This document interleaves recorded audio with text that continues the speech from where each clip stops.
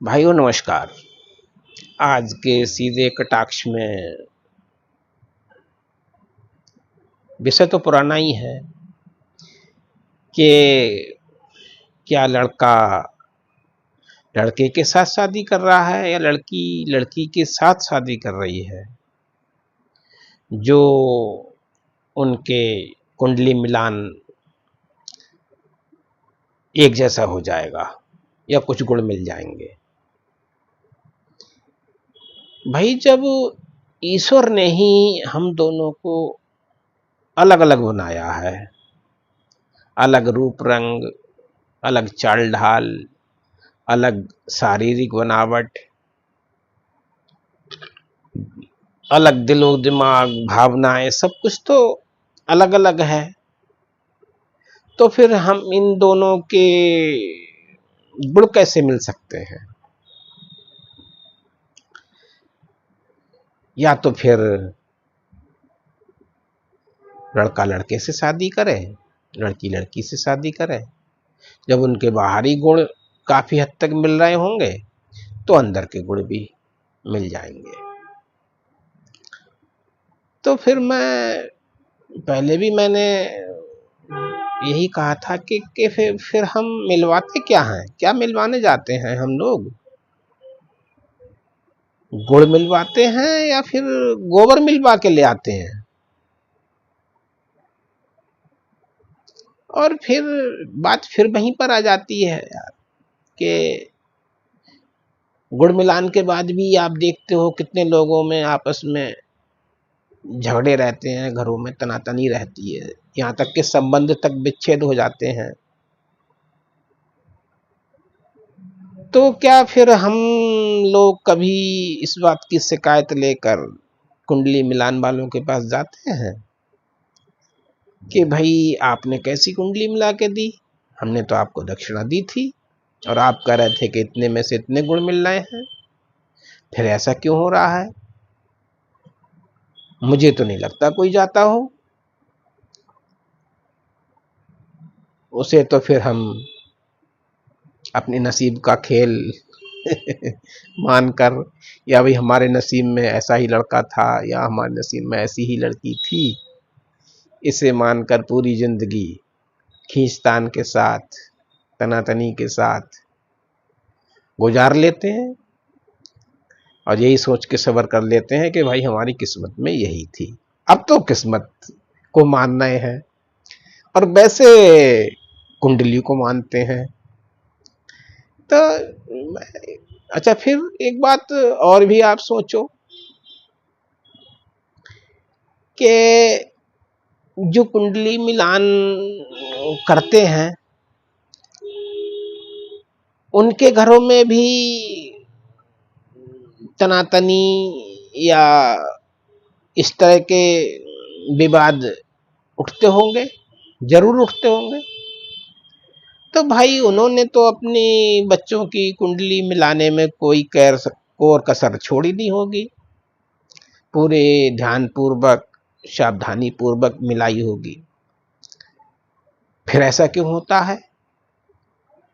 तो बात फिर वहीं पर आ जाती है घूम फिर कर कि भाई ये भ्रम ही है। अरे आप खुद सोचो, जब ईश्वर ने ही हम दोनों लोगों को अलग अलग बनाया है, सब कुछ अलग है, तो फिर भावनाएं या गुण ये एक कैसे हो सकते हैं? और फिर भी हम लोग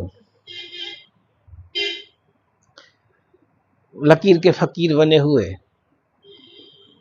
चले जा रहे हैं उसी पगडंडी पर।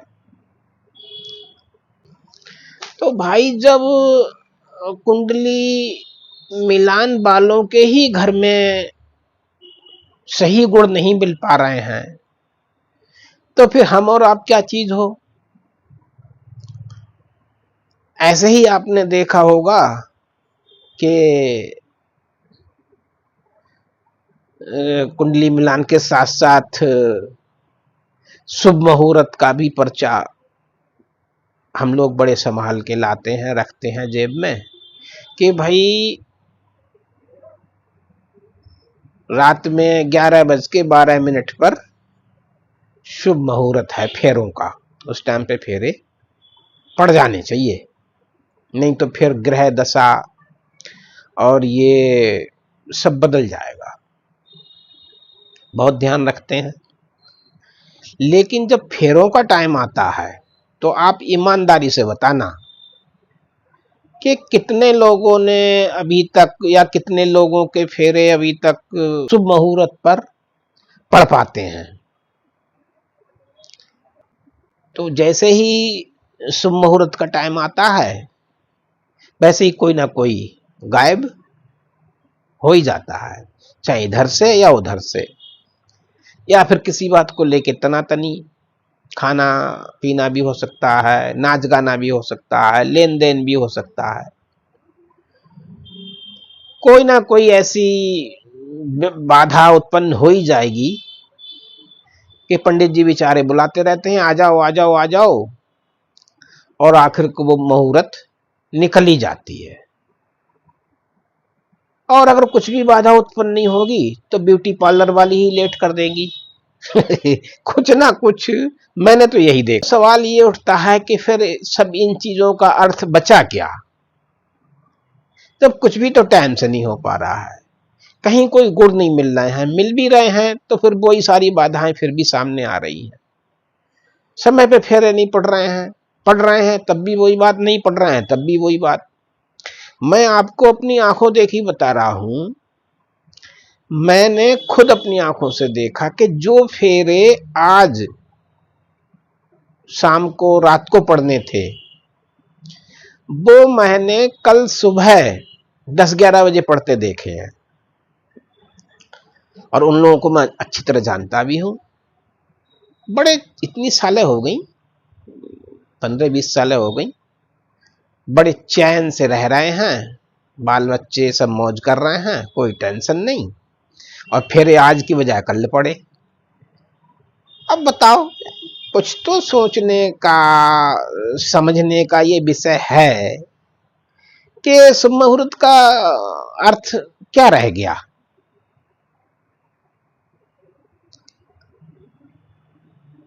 मेरी तो समझ में आता नहीं है भाई। बाकी आप भी विचार विमर्श करो, शायद आपको कुछ समझ में आए। ऐसे ही ये कुंडली का विषय है, मिलवा लो तब वही बात, ना मिलवाओ तब भी वही बात, बाकी सबकी मर्जी है। अच्छा, कुंडली जो शब्द है ये तो मुझे पता नहीं कहां से आया, लेकिन हमारे आपके सभी प्राणियों के अंदर, सभी इंसानों के अंदर, जैसे जो मूलाधार चक्र या आधार चक्र शरीर में विद्यमान होते हैं, उन्हीं चक्रों के अंदर एक शक्ति समाहित होती है जिसको कहते हैं कुंडलिनी। कुंडलिनी, कुंडली नहीं, कुंडलिनी। तो उसको अगर कोई जागृत कर लेता है योगिक क्रियाओं द्वारा, अच्छे योग गुरु के देख रेख में, तो उससे बताते हैं कि काफी यौगिक लाभ, शारीरिक लाभ, मानसिक लाभ, इस तरह के लाभों की प्राप्ति होती है। तो ये तो हो सकता है, ये संभव भी है। लेकिन इस कुंडली के बारे में या शुभ मुहूर्त के बारे में एक नहीं, आप हजारों मिसालें देख लो, सब आपको ऐसी ही मिलेंगी। अगर सोचना चाहोगे, देखना चाहोगे तो, नहीं तो फिर चल ही रहे हैं सब एक दूसरे के आगे पीछे। तो भाई मेरी समझ में तो आज फिर यही विषय आया कि जब हम दोनों का इतना सब कुछ अलग अलग है, चाल ढाल विचार, भावनाएं, दिलो दिमाग ईश्वर ने ही अलग बनाया है, तो फिर गुण एक कैसे हो जाएंगे?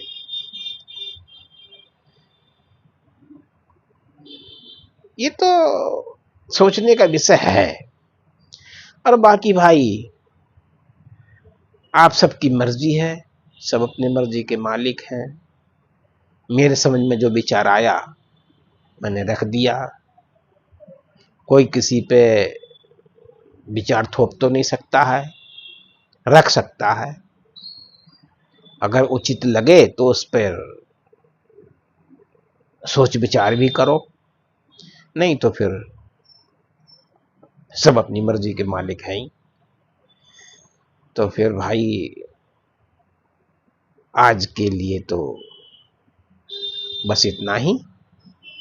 शेष फिर मिलेंगे किसी दूसरे विषय के साथ सीधा कटाक्ष में।